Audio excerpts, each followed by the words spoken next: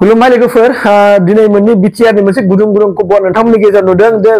क'क्राझाराव एबा क'क्राझारनि दतमायावहाय ग्रेनेड खुबैनाय माने ग्रेनेड खुबैदों बे गोजोन क'क्राझारावहाय दिनै मानि थाखाय बिटिआर सुक्तिनि उनावहाय खुनु आखायाव हाथियार हमग्रा बिटिआर ओनसोलाव गैलामोन नाथाय दिनै बबेनिफ्राय सोर ग्रेनेड खुबैखो बबेनिफ्राय सोर माबोरै ग्रेनेड खुबैखो बे मोनसे गोनो गोथो जादों आरो बेखौ लानानै रायजो राजाफोरनि गेजेराव गोसोआव समखिनाय फैदोंमोन दा बिनि गेजेराव दिनै जाय बिथांमोना दिनै ग्रेनेडखौ खुबैदोंमोन दिनै सोराङाव फैबाय बिथांमोना दिनै सिखार लानांबाय बिथांमोना बुंदों मानोना बे समाव सोर खुबैथावगौ ग्रेनेडखौ सोर माने गावथारगौ सोरबा दाखायथि खालामग्रा नामा सोरबा माबा मोनसे गावनि स्वार्थनि थाखाय पार्सनेल स्वार्थनि थाखाय खामानि मावदों नामा बेबायदि सानदोंमोन आरो बिनिखायनो एमएलए रबिराम साराबो बुंदोंमोन आरो उखागुरा ब्रह्म साराबो बुंदोंमोन आरो बिनि सायाव इनभेस्टिगेसन खालामनांगौ होननानै गासिबो दैदेनगिरिफोरानो बुंदोंमोन मानोना दिनै बिटिआरआव खुनु रावबो आखायाव हाथियार लाग्रा हान्जा गैला आरो बेनि समाव सोर खुबैथावगौ दा बेयो मोनसे गोनो गोथोनि समावनो पाब्लिकफ्रा गुलाय गुजाय जाफुनाय समावनो दिनै जाथाया सोराङाव फैदों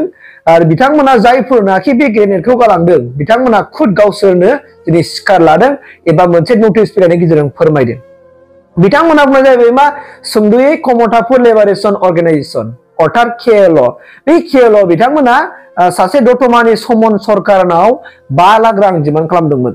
बे 5 लाख रां डिमान्ड खालामनायखौ 10 तारिखसिम गेजेराव 10 दिननि गेजेराव होनांगौमोन जाहैबाय 10 दिननि गेजेराव होनांगौमोन नाथाय बिथाङा होनो हायाखै दा बिनिखायनो 10 दिननि गेजेराव होनो हायैनि खाथिरावनो दिनै बिथांमोना बे ग्रेनेडखौ खुबैनानै गालांदों होननानै बिथांमोना दिनै लिरनानै लाइजाम लेटाराव लिरनानै हरदों बिथांमोना लाइजाम होदों दा बेजों लोगोसेनो बिथांमोना होनदोंमोन आरो बे रांखौ हरखानांगोन जुदि उनावबो जुदि हरबावाब्ला बिथांमोना आरो मा होननानै बुंदों बिनि दखानाव आरो बेफोरबायदि बा बिनि सायाव बे समन सरकारनि सायाव बिसोर आरो एक्सन लाबावगोन नायदो अब्ला नोंथांमोना दिनै होनबाय थादोंमोन कि सोर ग्रेनेडखौ खुबैमारदोंमोन नंखाय ना फर्स ग्रेनेडआ माने बेनो रोंदिया माब्रै बिराद कनफिउसन गोनो गोथो जाबाय थादोंमोन दा गोनो गोथो जानाय समावनो सोरखौ दाय हमनो सोरखौ मा खालामनो सोर दाखाथि सोर दुथांमोन सोर बिदि मोनसे गोनो गोथो जाबाय थादोंमोन दा बेफोरबायदि गोनो गोथो जानाय समावनो दिनै जाथाया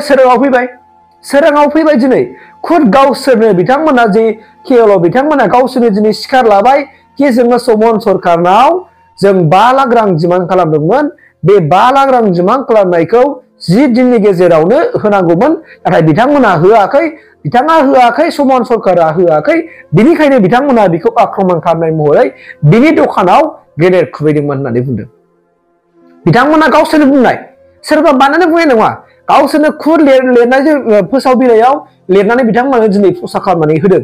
मानोना नागिरबाय थानाय समावनो आरो इनभेस्टिगेसन सोलिबाय थानाय समावनो मानोना बिथांमोनखौ सीसी केमेरायाव नुदोंमोन सीसी केमेरा फुटेजाव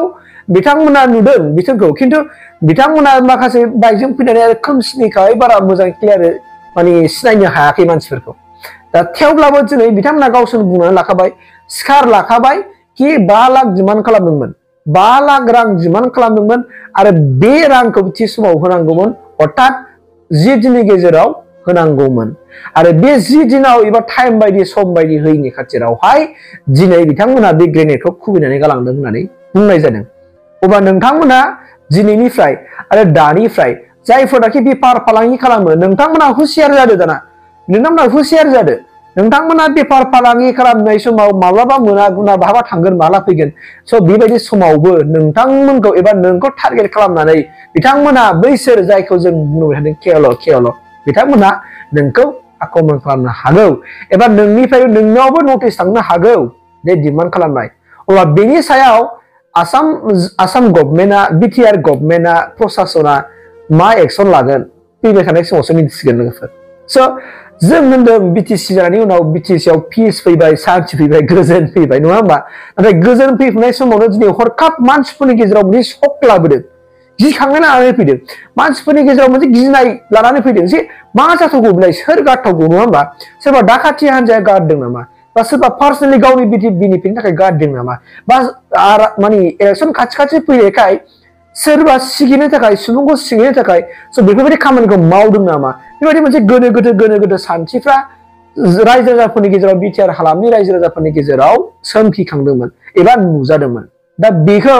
बे जाथायनि सायाव दिनै बिथांमोना गावसोरनो बुंनानै लाबाय कमतापुर लिबारेशन अर्गेनाइजेशना गावसोरनो माने क्लियार माने बुंबाय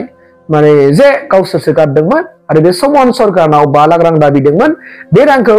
10 दिननि गेजेराव होनांगौमोन नाथाय बिथाङा होनो हायाखै स' बेनिखायनो बिखौ आक्रमण खालामनायनि मुङाव बिनि दखानाव ग्रेनेड खुबैदोंमोन क्लियार जाबाय नङा होमबा स' खुनु मोनसे जों गोनो गोथो गैला आरो जोंनो दायनिगिरिया सोर जों बेखौ मोनथिखाबाय दा उननि समाव मा मावनांगौ सरकारा बिथांमोननि सायाव मा इनिशिएटिभ लानांगौ बिथांमोननि सायाव मा खालामनांगौ जों मिथिसिगोन नोंथांमोना नुदों बै मोनसे समाव जोंनि गेजेराव अल एनडिएफबि एनडिएफबिफोरखौहाय सिगां समाव मा खालामदोंमोन अल आउट अपारेशन खालामदोंमोन बिथांमोनखौ माने बुहुत अत्याचार खालामदोंमोन नाथाय बिथांमोनखौ जायदि जाय दा ग्रेनेड गालांबाय बिथांमोननि सायाव मा खालामगोन आसाम गभर्नमेन्टआ बिटिआर गभर्नमेन्टआ मा खालामगोन प्रशासना मा खालामगोन बेखौ फैबाय थानाय समावसो मिथिसिगोन आरो नोंगौ सिगां समाव जों मिथिदों आसाम गभर्नमेन्ट इन्डिया गभर्नमेन्टआ बिसोरखौ बेन खालामदोंमोन नाथाय बेनि उनावबो दिनै बिथांमोना दिनैसिम जिरायनानै थायाखै जेखियानो जाया मानो लोगोफोर फैबाय थानाय समफ्राव नोंथांमोना जुदि बिजनेसफोर मावोबा फालांगिफोर मावोबा जेखि मावा मानो साबधानै थानायानो मोजांसै नङाबा मालाबा खरना गना जायोबा नोंथांनावबो डिमान्ड खालामनो हागौ बिथांमोना बैसोरसो जाय बिथांमोना ग्रेनेड गारदों बिथांमोना आं नोंथांमोननो स्पष्ट होखाबाय थेंक इउ